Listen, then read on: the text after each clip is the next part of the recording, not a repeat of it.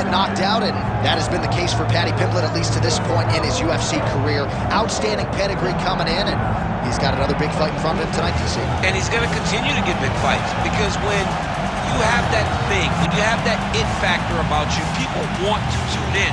That is what Paddy Pimblett has in spades. But not only can he fight, but not only can he draw people in, the guy can fight.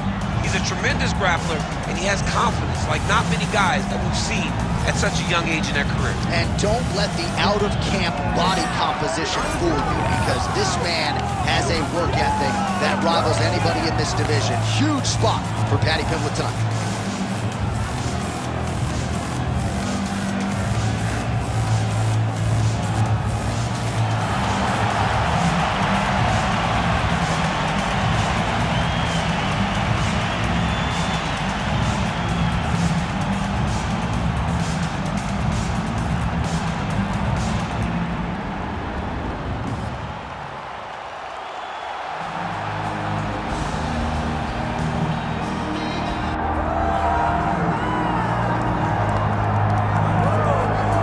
So here's a fighter that a lot of people have been talking about here during fight week, really just because of the nature of his skill set. I haven't seen much in terms of a glaring weakness on film. Your thoughts? It doesn't seem like there is one. You know, when you're watching the film and you're critiquing him, there's not much to critique. When you're trying to break down where the weaknesses are, there aren't many. The guy can wrestle, he can grapple, he's got tremendous cardio, great top control, insane durability. He's got it all. He's one of the best mixed martial artists we have seen come on the scene for a long time, but he's got to continue to prove it if he wants to stay where he is right now in the UFC. And perhaps his greatest asset, at least thus far, has been his instinctual nature in the octagon, right? Just knowing which skill to employ at the right time, and certainly he's got essentially every skill you would want in an MMA arsenal. All right, with that, the wait ends here. Both fighters have graced the octagon, and we are raring to go from a sold-out Etihad Arena here in Abu Dhabi, UAE. Our tale of the tape for this, our main event of the evening. Here's Bruce Buffer. Ladies and gentlemen, this is the main event of the evening.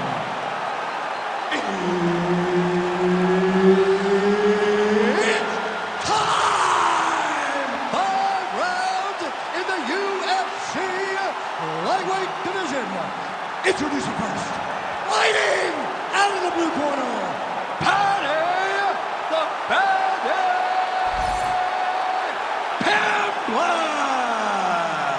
And now introducing his opponent, fighting out of the red corner, Ignacio Lahala Monday. Herbert Dean's in the building. He is the third man in the octagon tonight. All right, well, it has been a rapid rise to UFC prominence for the Liverpudlian Paddy the Baddy Pimblett. Standing room only, capacity crowds when he fights. And as far as this matchup is concerned, a lot of people feel like he might be up against it. Pimblett does not want to hear that noise. He said, if the fight goes to the ground, I am a much more willing and able grappler than any of you realize. And of course, if the fight's on the feet, I got the power and the speed advantage to put this guy away.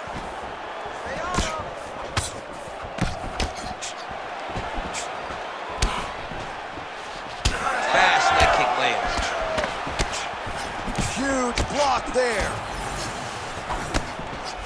Oh, and there's another leg kick for good measure. So doing a really good job with that weapon here tonight. And if you're trying to slow your opponent down, mission accomplished so far. When you can land that many leg kicks, you start to affect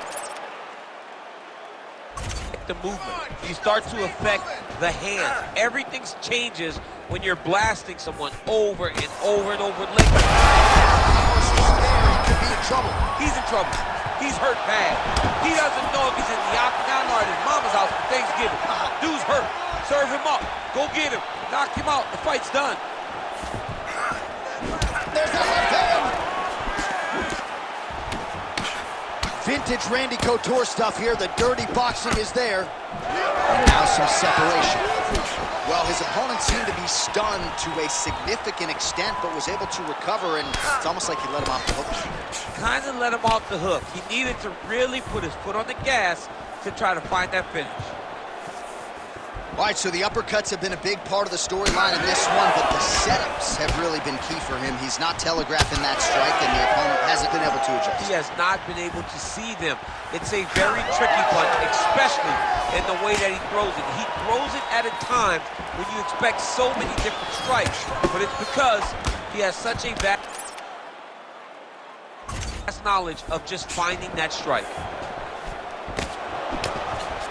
Well, that left hand has been there at times, not on that attack.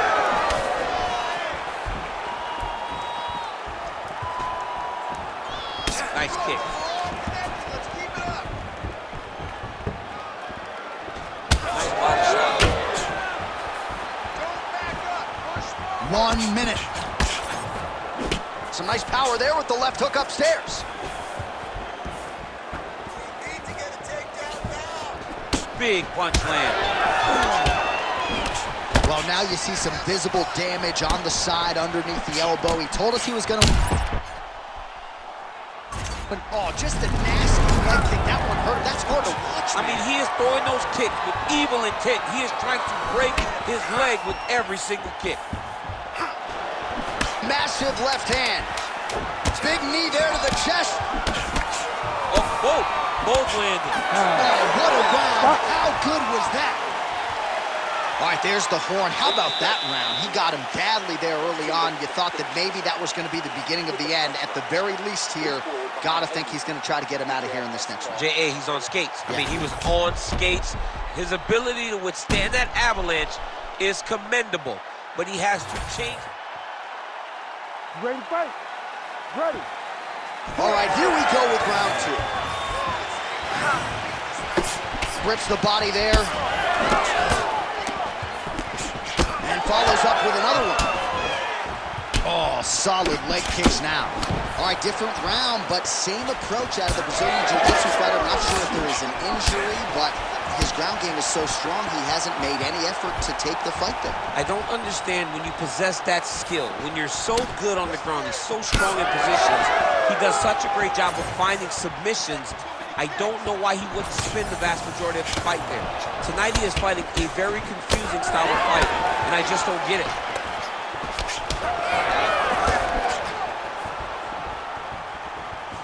Just unable to quite find that range. Him looks pretty swollen now in that jaw area. It doesn't appear to be affecting him all that much, but he's absorbed a lot of strikes to the head. Got to figure out a way to raise the... Somehow, his opponent stayed upright. I mean, he's still on his feet, but he's not up by much. Big right hand there. He's got a cut above the eye now. Under 3 minutes now to go in the round.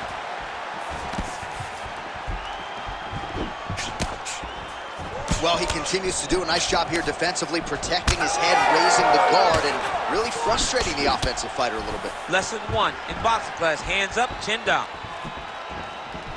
Well, he's really picked up the pace here in round two. Much more aggressive now here and starting to find himself in the pocket. Big shots being landed on both sides here. Well, it's been a wild fight thus far. Perhaps a contender for some bonus money at fight. One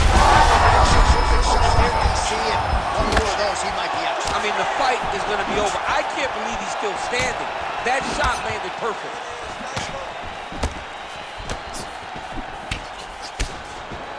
Oh, strong hook to the head there by Pimblett.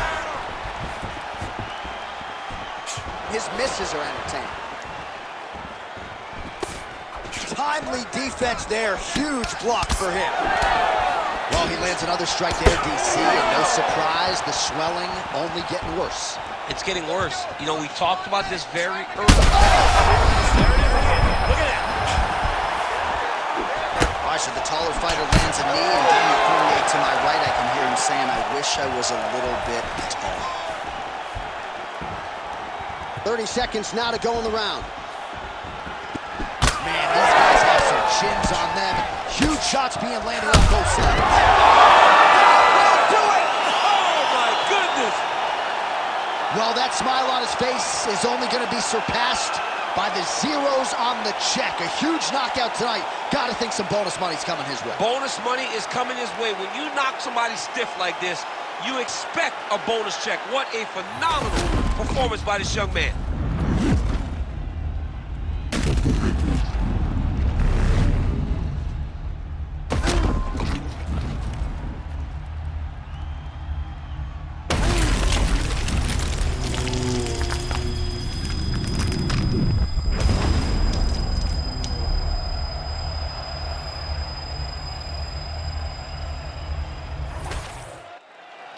All right, we now go inside the octagon. Bruce Buffer has the official decision.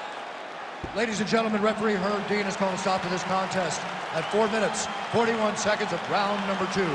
Declaring the winner by knockout, Paddy the Baddy Pimblett. Well, there will be no shutting that smile off tonight. The celebration is on as he gets a huge win by knockout.